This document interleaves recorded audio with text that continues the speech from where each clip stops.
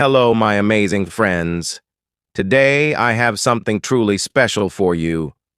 Listen carefully because this story will change the way you think, speak, and feel about English. He is the finest psychologist the world has ever produced. He understood the human heart like no one else.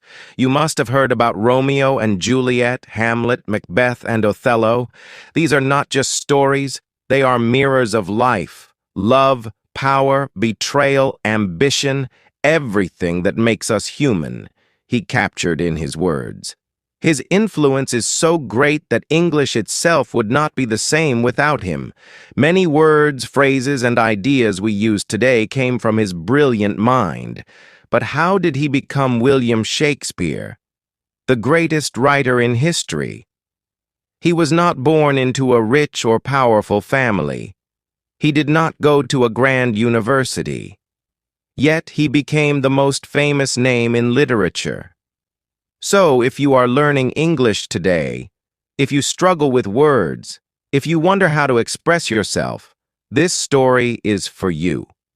Because Shakespeare himself started as an ordinary boy, just like anyone else.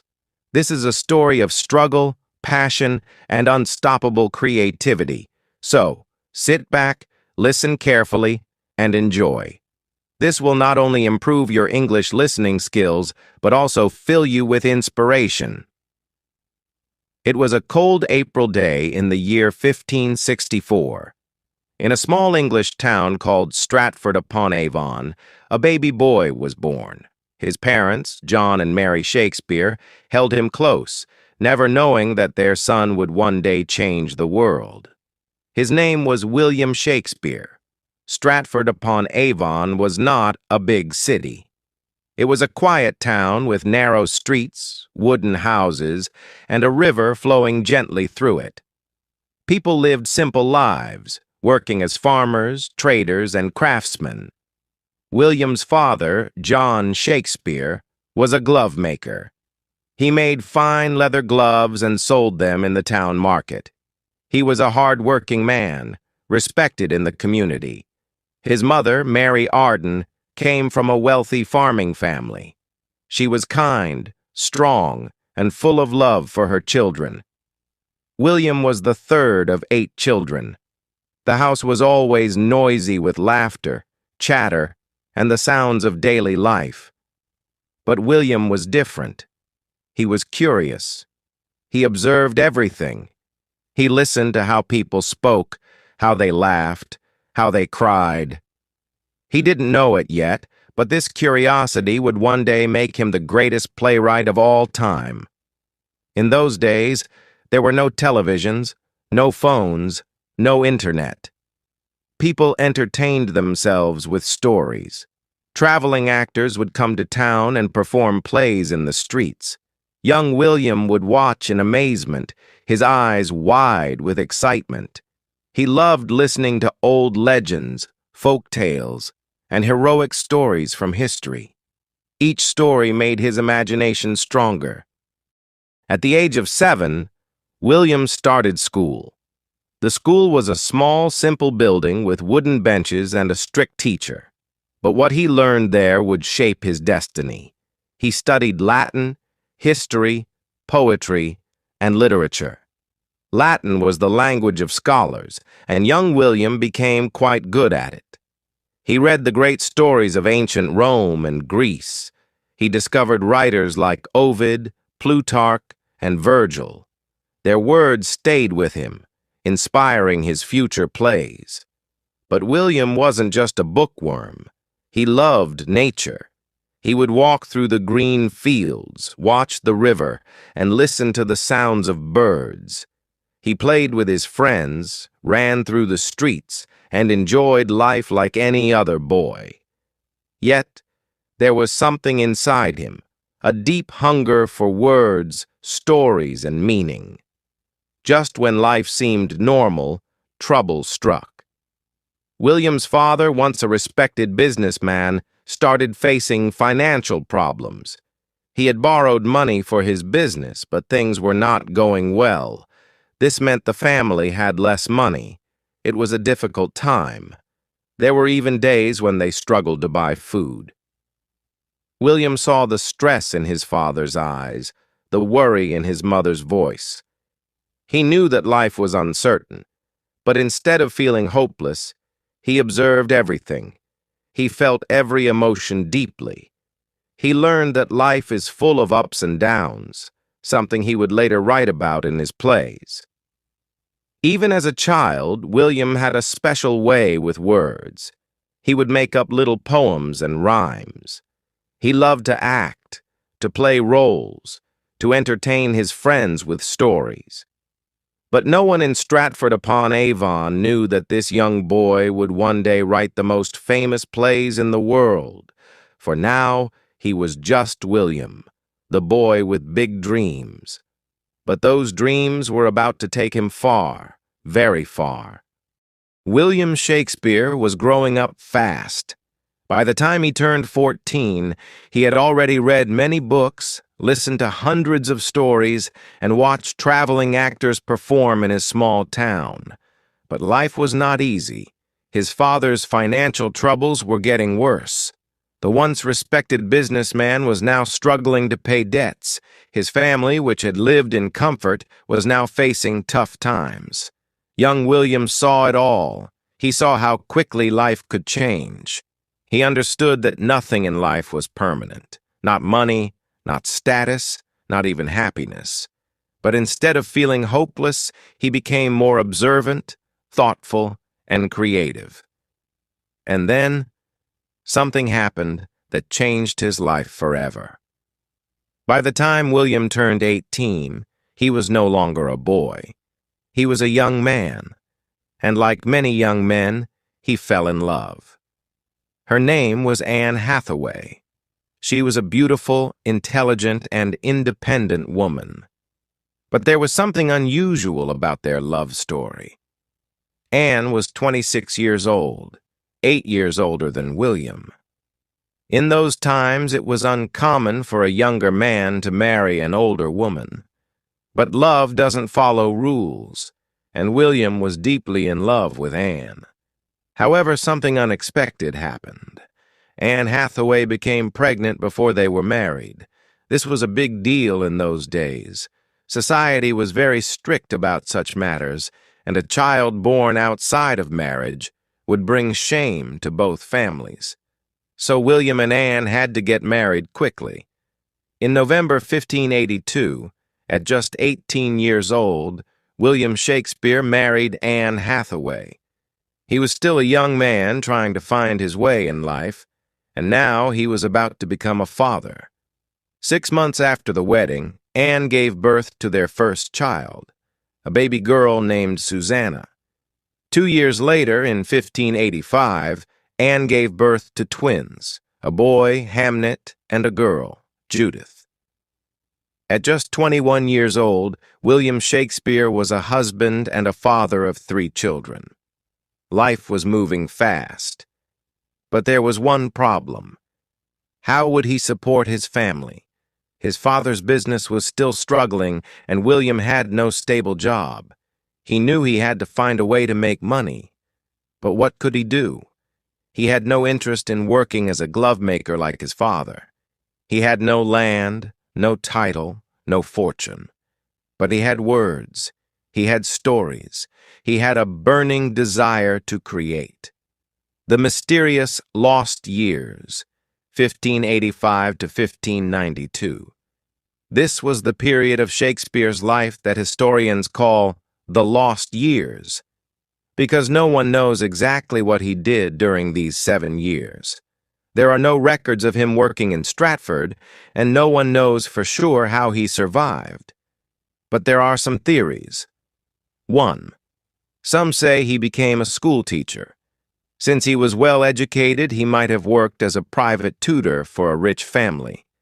2. Some believe he worked as an actor. He might have joined a traveling theater company, learning the art of performance. 3. Others say he got into legal trouble and had to leave Stratford. One story suggests that he was caught hunting illegally on a rich man's land and had to run away. Whatever the truth may be, one thing is certain. By the time Shakespeare reappeared in history in 1592, he was no longer just a small-town boy. He was in London, ready to take on the world.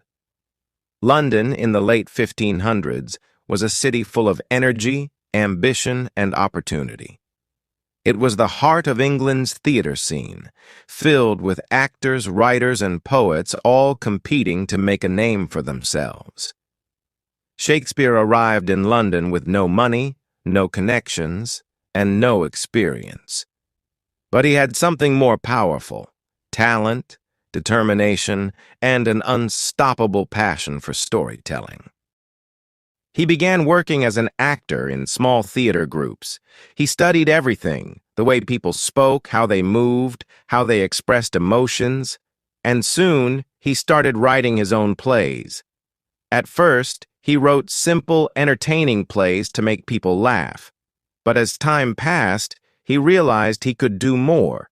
He could write plays that made people think, feel, and question life itself. By 1592, Shakespeare was becoming well known in London's theater world. But not everyone liked him. A famous playwright named Robert Greene insulted him in a letter, calling him an upstart crow, meaning a nobody who was trying to act like a great writer. But Shakespeare didn't let it stop him. Instead, he worked harder. He wrote more plays, performed in more theaters, and gained the respect of actors and audiences. Then, in 1593, something terrible happened. A deadly disease called the plague spread across London. Theaters were forced to close, and Shakespeare suddenly found himself without work. But he didn't give up. Instead of writing plays, he started writing poems. He wrote two famous long poems. 1, Venus and Adonis. 2, The Rape of Lucrece. These poems made him rich and famous. Even the Queen of England, Queen Elizabeth I, was impressed by his work. By 1594, theaters reopened, and Shakespeare returned to doing what he loved most: writing and performing plays. From 1594 onwards, Shakespeare became part of a famous acting company called the Lord Chamberlain's Men. He was not just writing plays, he was performing in them. His plays were full of love and heartbreak, Romeo and Juliet; power and ambition, Macbeth; betrayal and revenge, Hamlet; jealousy and madness, Othello. By the late 1590s, Shakespeare was one of the most famous playwrights in England. But Shakespeare didn't stop. He wanted more. More success, more influence, and more masterpieces that would stand the test of time. And that's exactly what he achieved. The Globe Theatre, a home for Shakespeare's dreams. In 1599, something extraordinary happened. Shakespeare and his acting company, the Lord Chamberlain's Men, decided to build their own theater. They named it the Globe Theatre. Imagine the scene: a massive circular theater with an open roof. Thousands of excited people rushing to get a seat. The stage set for some of the greatest plays ever written. This was Shakespeare's home, his dream, his kingdom. At the Globe, he performed his greatest works: Hamlet, a story about revenge, madness, and fate; Macbeth, a tale of power, ambition, and guilt; Othello, a tragic story of love and jealousy; Julius Caesar, a political drama full of betrayal. These plays were not just entertainment. They were powerful stories that made people think, feel, and question life itself. And soon, Shakespeare's success brought him wealth beyond imagination. By the early 1600s, Shakespeare was not just a famous writer, he was one of the richest playwrights in England. He owned shares in the Globe Theatre, which brought him a huge income every time a play was performed. He earned money from published plays and poems which were sold all over England. He received royal support, which meant the king and queen admired his work. He bought multiple properties, including a grand house in Stratford called New Place. At a time when most playwrights struggled to survive, Shakespeare was living a comfortable, wealthy life, but fame and fortune were not enough for him.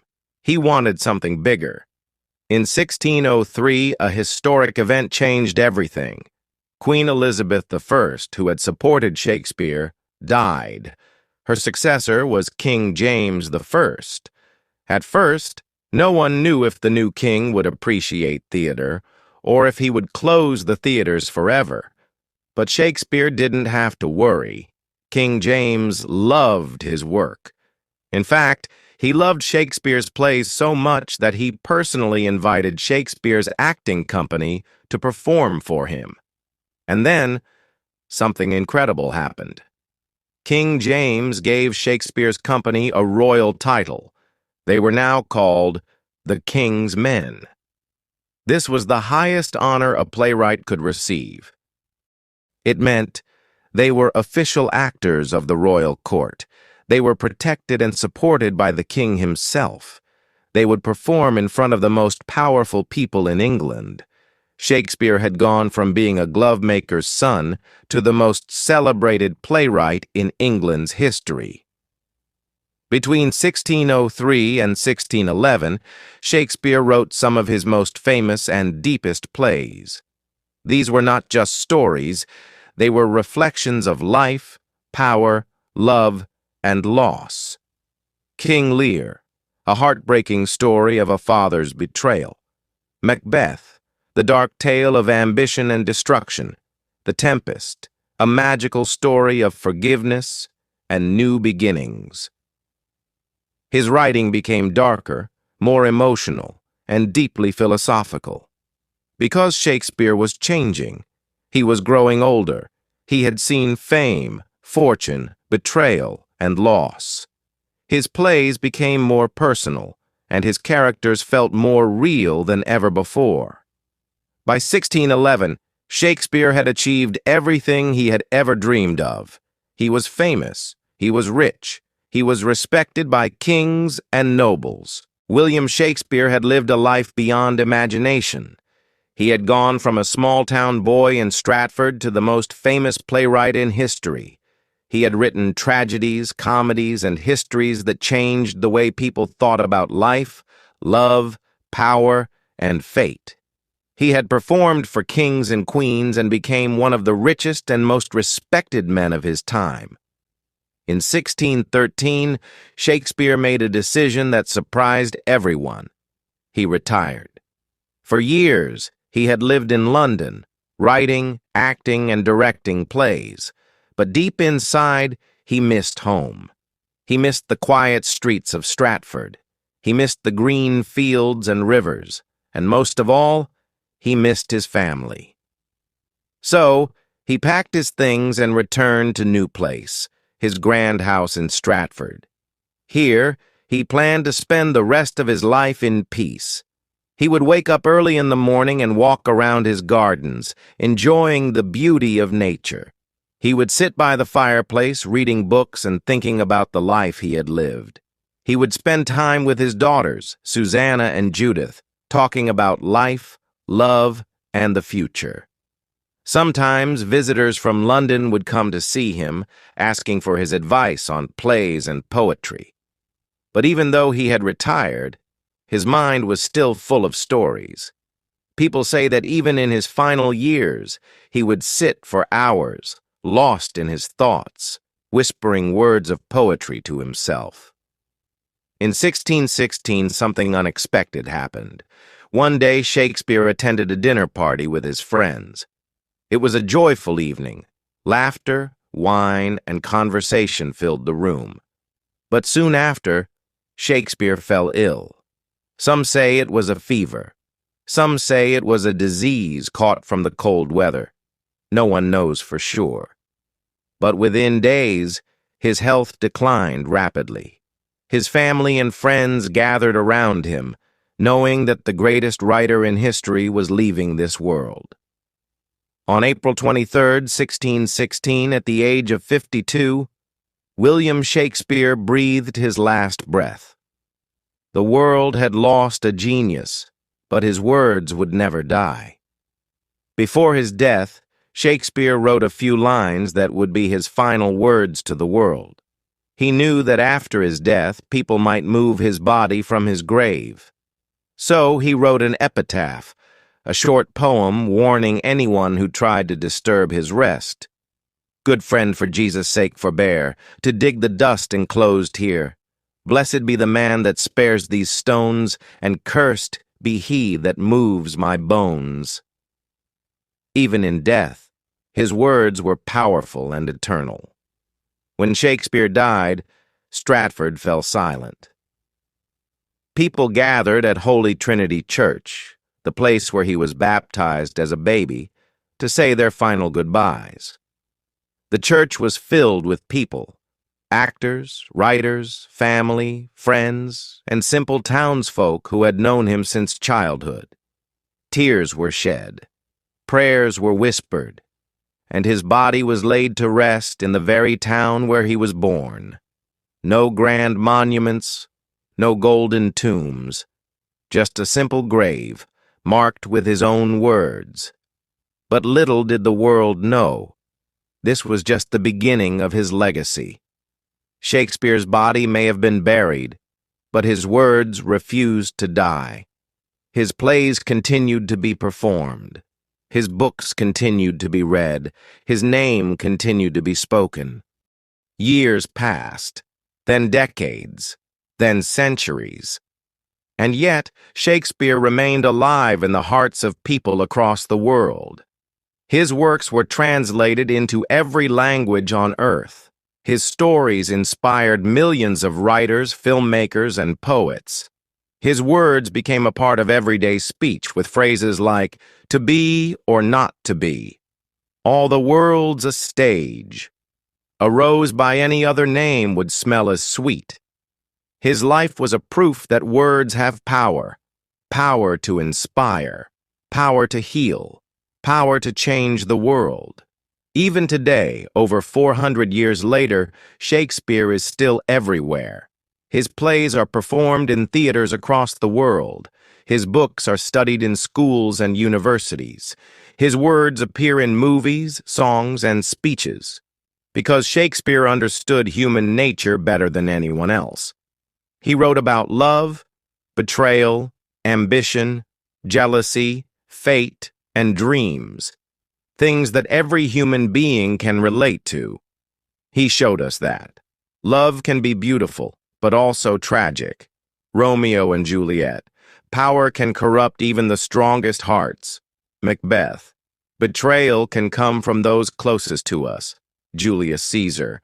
Life is full of uncertainty and mystery. Hamlet. His stories remind us who we are and who we can become. If Shakespeare were alive today, he would have one message for you. Dream big. Tell your story. Never stop believing in yourself. Because he was just a small-town boy from Stratford who dared to dream beyond the ordinary. And today, his name is written in history forever. William Shakespeare's life may have ended, but his story will never end. And now, it is in your hands. His words are yours to read, to learn, and to share with the world. My amazing friends, you have a dream, right? Maybe you want to be a writer, an actor, a speaker, a leader, a creator, someone who leaves a mark on this world. But sometimes fear stops you. People doubt you. You feel like giving up. Let me tell you something powerful today. William Shakespeare was just like you. He was born in a small town. He had no rich family. He had no connections. No one believed he would be famous. But he had one thing, a dream.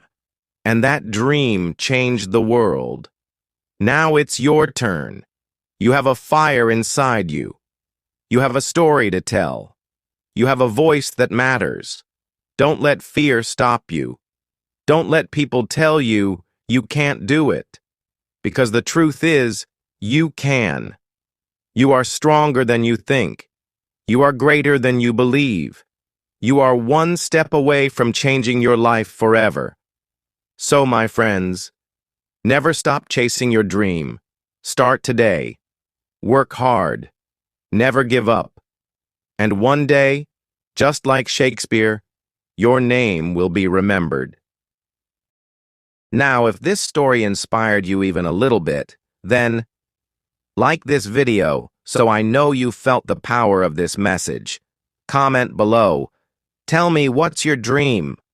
Let's inspire each other. Subscribe and hit the bell icon because we are on a journey of learning, growing, and becoming unstoppable together.